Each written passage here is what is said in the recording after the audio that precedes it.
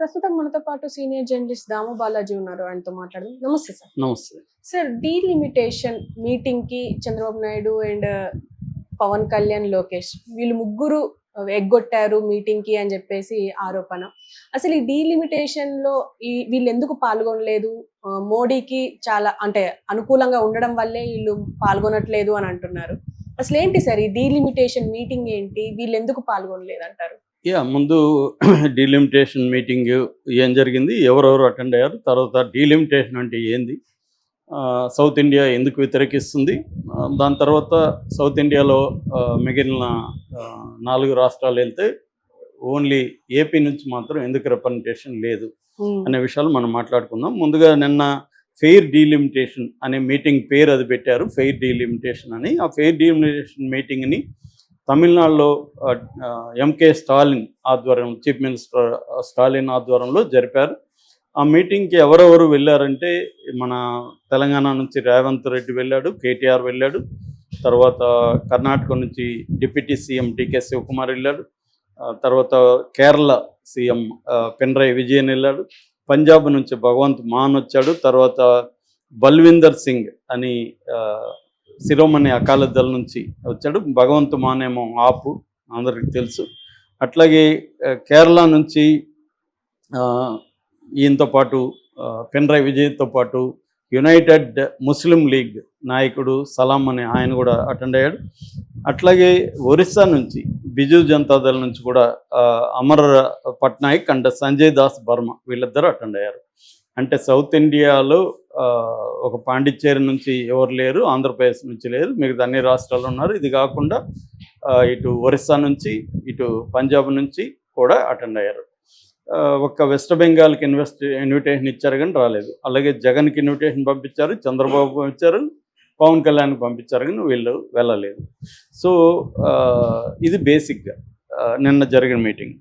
అసలు డీలిమిటేషన్ అంటే ఏంది, ఇది ఎందుకు సౌత్ ఇండియా స్టేట్స్ వ్యతిరేకిస్తున్నాయి అనేది చూసినప్పుడు, డీలిమిటేషన్ అంటే ఏమి లేదు, సింపుల్గా లోక్సభ సీట్లు ఉంటాయి కదా, లోక్సభ సీట్లు ఒక్కొక్క రాష్ట్రంలో ఎన్ని నియోజకవర్గాలు ఉండాలి అనే దానికి కొంత క్రైటీరియా పెట్టుకోవాలి కదా.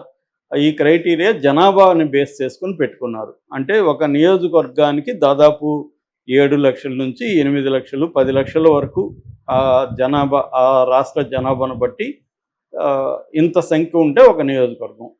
ఫర్ ఎగ్జాంపుల్ 10 లక్షలు ఉంటే ఒక నియోజకవర్గం, ఒక ఎంపీ నియోజకవర్గం అనుకున్నారనుకో, ఎన్ని 10 లక్షలు ఉంటే అన్ని సీట్లు ఉన్నట్టు. ఇప్పుడు 25 సీట్లు, 25 × 10 లక్షలు అలా, అంటే ఓటర్స్ ఇలాగా పెట్టుకున్నారనమాట. ఇది దీంట్లో మనకి రాజ్యాంగం ఏం చెప్తుందంటే, ప్రతి సెన్సస్ తర్వాత మారాలి. ఎందుకంటే సెన్సస్లో జనాభా పెరుగుతారు కాబట్టి దానికి అనుకూలంగా నియోజకవర్గాల పరిమాణం కూడా మారాలి అనేది మనకి కాన్స్టిట్యూషన్ ఇండియా చెప్తుంది. అంటే నెంబర్ ఆఫ్ సీట్స్, బౌండరీస్ ఎక్కడ ఎంత బౌండరీ అనేది ఇది తెలుస్తుంది అనమాట కాన్స్టిట్యూషన్. దీనికోసం డీలిమిటేషన్ కమిషన్ అనేది కూడా ఒకటి ఏర్పాటు చేస్తారు, వాళ్ళ ఆధ్వర్యంలో ఇది జరుగుతుంది. మనకి ఇప్పుడు 1951 నుంచి జరుగుతుంది సెన్సస్. 1951లో ఫస్ట్ స్వతంత్రం వచ్చినాక సెన్సస్ జరిగింది. అప్పుడు మనకి 494 ఉండేటివి.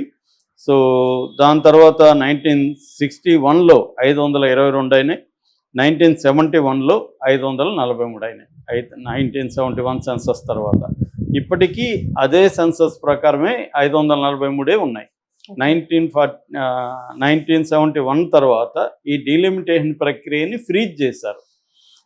మనకు వచ్చి 2011లో లాస్ట్ సెన్సస్ జరిగింది. తర్వాత 2021లో జరగలే, ఎందుకంటే కోవిడ్ వ్యవహారాలు జరిగాయి. ఇప్పుడు 2026లో సెన్సస్ రాబోతుంది. ఇప్పుడు జనాభా ప్రకారం దాదాపు 800 పైన, అంటే 815 వరకు రాబోతున్నాయి. ఇప్పుడు ఈ రూల్ ప్రకారం, జనాభా రూల్ ప్రకారం సీట్లు ఇస్తే నార్త్ వాళ్ళకి ఎక్కువ వెళ్ళిపోతాయి. ఎందుకంటే మనం 1971 తర్వాత ఇండియాలో జనాభా పెరుగుదలని అరికట్టాలనే నిర్ణయం తీసుకున్నారు. ఈ నిర్ణయాన్ని స్ట్రిక్ట్గా సౌత్ ఇండియా అమలు చేస్తే నార్త్ ఇండియా అమలు చేయలేదు. వాళ్ళేమో బిడ్డలను కనుక్కుంటా వెళ్ళిపోయారు, మన వాళ్ళు ఏమో కట్ చేసుకుంటూ వెళ్ళారు. మన జనాభా తక్కువ, వాళ్ళ జనాభా ఎక్కువ. సో దానివల్ల ఇప్పుడు ఈ రూల్ పెడితే మనకి లోక్సభ సీట్లు తగ్గిపోతాయి, వాళ్ళకి పెరిగిపోతాయి. అప్పుడు ఏమవుతుంది, నిర్ణయాలు, పొలిటికల్ నిర్ణయాలు కానీ ఎకనామిక్ నిర్ణయాలంతా వాళ్ళకి అనుకూలంగా వాళ్ళు తీసుకుంటారు. మెజారిటీ కదా, మనకు మైనర్ అయిపోతాం. సో ఫైనల్గా మనల్ని ఎవడు పట్టించుకునే నాదుడు, మనమేమో ట్యాక్సీలు ఎక్కువ కట్టాలి, మనకు వచ్చేదేమి ఏముండదు. సో పొలిటికల్ నిర్ణయాలు కూడా వాళ్ళే తీసుకుంటారు. సౌత్ ఇండియా ఒక రకంగా నిరాధారణకి గురైపోతుంది, ఒక మణిపూర్ లాగా అయిపోతుంది అని స్టాలిన్ చెప్తున్నాడు. ఇది బేసిక్గా సింపుల్గా నేను చెప్పాను. అంటే దీంట్లో వీళ్ళు వ్యతిరేకించడానికి కారణాలు ఏంటంటే, పనిష్మెంటా, మేము జనాభాను తగ్గించుకునే దానికి మీరు మాకు పనిష్మెంట్ ఇస్తున్నారా అనేది వీళ్ళు మాట్లాడుతున్నారు. సో జనాభా గురించి మనం కొంత మాట్లాడుకుంటే, నార్త్లో ఏ రేంజ్లో పెరిగిందంటే, ఫర్ ఎగ్జాంపుల్ ఉత్తరప్రదేశ్లో 126% జనాభా పెరిగింది, బీహార్లో 147% జనాభా పెరిగింది. మనకి అదే తమిళనాడు, కేరళ తీసుకుంటే తమిళనాడులో 75% మాత్రమే పెరిగింది. అంటే మోర్ దెన్ 50% జనాభా వాళ్ళు పెరిగిపోయింది, మన వాళ్ళేమో తగ్గిపోయింది. సో దానివల్ల అక్కడ వెళ్ళిపోతుంది. అట్లాగే టీఎఫ్ఆర్ అంటారు, అంటే టోటల్ ఫెర్టిలిటీ రేటు, అంటే ఒక కపుల్కి ఎంతమంది బిడ్డలు ఉన్నారు అనేది కానీ చూస్తే మనం లెక్కలు, తమిళనాడులో 1.7 ఉన్నారు, ఒక కపుల్కి 1.7 బిడ్డలు.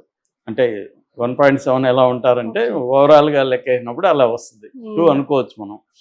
సో కేరళలో 1.6 ఉన్నారు, కర్ణాటకలో 1.7 ఉన్నారు, ఏపీలో 1.7 ఉన్నారు, తెలంగాణలో 1.8 ఉన్నారు, రఫ్గా 1.7 సౌత్ ఇండియాలో ఉన్నారు.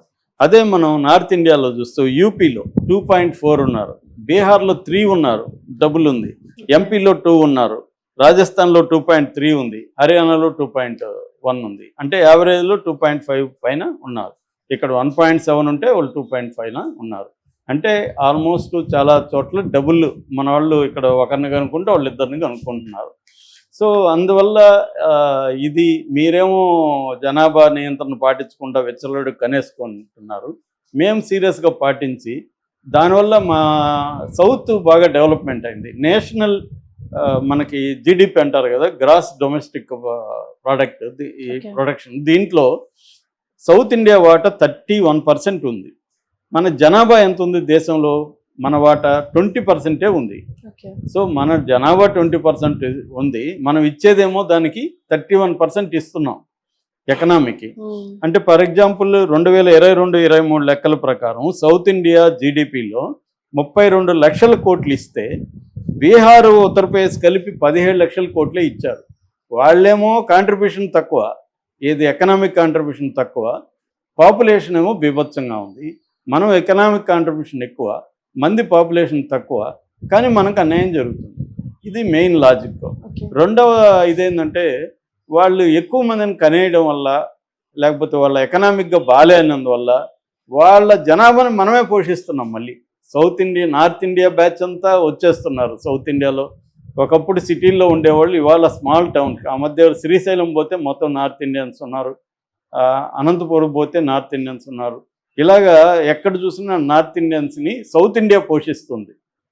సో ఒక పక్క వాళ్ళు జనాభా పెరిగిపోతే వాళ్ళ జనాలను మనం పోషిస్తున్నాం, మా ఎకనామీలో మందే మేజర్ వాటా ఉంది, జనాభాను మనం కంట్రోల్ చేసుకున్నాం, మనం అభివృద్ధి అయింది.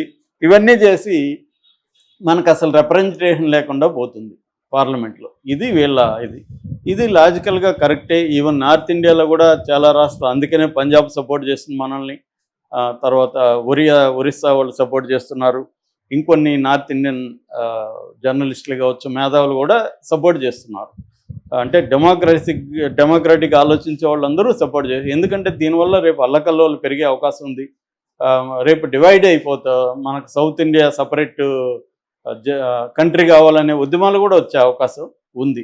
దీన్ని అరికట్టాల్సిన అవసరం దేశ ప్రయోజనాలు దృష్టిలో పెట్టుకున్నా కూడా అవసరం. ఎప్పుడైనా ఒక రాష్ట్రాన్నో ఒక ప్రాంతాన్నో నువ్వు నిరాదరణకి కంటిన్యూస్గా గురి చేసుకుంటూ పోతే అక్కడ రెబలియన్ కానీ రెవల్యూషన్ కానీ వచ్చే అవకాశం ఉంది. సో ఇది బేసిక్గా. అంటే ఇప్పుడు ఓవరాల్గా మనం 31% ఫైనాన్షియల్గా కంట్రిబ్యూట్ చేస్తున్నాం, 20% జనాభా ఉన్నారు. మన వాటా ఎంత ఉంది పార్లమెంట్లో అంటే ప్రజెంట్ 24% ఉంది. దీన్ని 33% మాకు కావాలనేది ప్రధానమైన డిమాండ్. రెండోది, మీరు ఇప్పుడు జనాభా లెక్కల ప్రకారం ఇవ్వకండి, ఇంకా ఒక 20 ఏళ్ళు ఫ్రీజ్ చేసేయండి, 20 ఏళ్ళు ఈ జోలికి రాకుండా ఇలాగే ఉండని అనేది వీళ్ళు ప్రధానంగా 25 ఏళ్ళు అడుగుతున్నారు. వీళ్ళ డిమాండ్ ఇది బేసిక్గా. ఇక ఆ, ఎందుకు రాలేదు ఆంధ్రప్రదేశ్ నుంచి జగన్? ఫస్ట్ ముందు జగన్ చూద్దాం. జగన్కి మోడీ అంటే భయం ఉంది. ఎందుకు? మోడీతో గొడవ పడితే తను జైలుకి పోతాడు, కన్విక్షన్ కూడా పడే అవకాశం ఉంది, తన పొలిటికల్ కెరియర్ మటాష్ అవుతుంది. జగన్ ఆ రిస్క్ తీసుకోవడానికి రెడీగా లేడు. రాష్ట్ర ప్రయోజనాల సొంత ప్రయోజనాలు అంటే ఏ రాజకీయ నాయకుడైనా సొంత ప్రయోజనాలు పైకి ఎన్ని చెప్పినా. సో జగన్కి కూడా అదే. అందుకని ఇప్పుడు జగన్ ఏం చేశాడంటే తెలివిగా ఆ, మోడీకి ఒక లెటర్ రాశాడు. ఈ డీలిమిటేషన్ కరెక్ట్ కాదు, మీరు ఆలోచించుకోండి, మీ నాయకత్వంలో ఇవన్నీ చేయండి అని జాగ్రత్తగా భయంగా ఒక లెటర్ రాశాడు. ఆ లెటర్ని వీళ్ళకి కూడా పంపించాడు. వాళ్ళు కూడా జగన్ ఎందుకు మనం యాంటీ చేసుకునేదని కనిమొళి నిన్న స్టేట్మెంట్ ఇచ్చింది. జగన్ మా మిత్రుడే, అతను నెక్స్ట్ వాటికి వస్తాడు అని కూడా ఆమె కవర్ చేసుకునింది. సో జగన్ క్లియర్గా మోడీ అంటే భయం ఉంది. మోడీతో జగన్ కుమ్మక్కలోనే ఉన్నాడు. మోడీ ఇప్పటివరకు జగన్ని రక్షిస్తున్నాడు. ఇంకా కూడా జగన్కి రక్షణ అవసరం. మోడీ లేకపోతే ఇక్కడ తెలుగుదేశం కూటమి ప్రభుత్వం జగన్ని కేసులు పెట్టి తొక్కేసే అవకాశం ఉంది. మోడీ అనుకుంటే ఆల్రెడీ అతని మీద సిబిఐ ఈడీ కేసులు ఉన్నాయి కాబట్టి దాంట్లో కన్విక్షన్ పడేట్టుగా కానీ మోడీ చూసుకుంటే, ఎందుకంటే ట్రయల్కి వచ్చే అవకాశం ఉంది కాబట్టి జగన్ పొలిటికల్ కెరీర్ కూడా సీరియస్ డ్యామేజ్ జరుగుతుంది. అది జగన్కి ఇష్టం లేదు. సో జగన్ ఏం చేస్తున్నాడంటే అడిగిన అడగపోయిన వాళ్ళ బిల్లులకి అంతా మద్దతు ఇస్తున్నాడు మోడీకి. ఇక్కడ కూడా మోడీకి యాంటీగా పోయి ఆ సభలో పాల్గొనే ధైర్యం లేక జగన్ గమ్మునైపోయాడు. ఇక రెండవది చంద్రబాబు, పవన్ కళ్యాణ్. ముఖ్యంగా చంద్రబాబుని నేషనల్ మీడియా టార్గెట్ చేస్తుంది. నేనే ఒక 10 వీడియోలు చూస్తుంటాను హిందీవి. సో హిందీలో మొత్తం మీడియా అంతా కూడా చంద్రబాబు నాయుడు సౌత్ ఇండియాకి విలన్గా మారిపోయాడు, అతను సౌత్ ఇండియాలో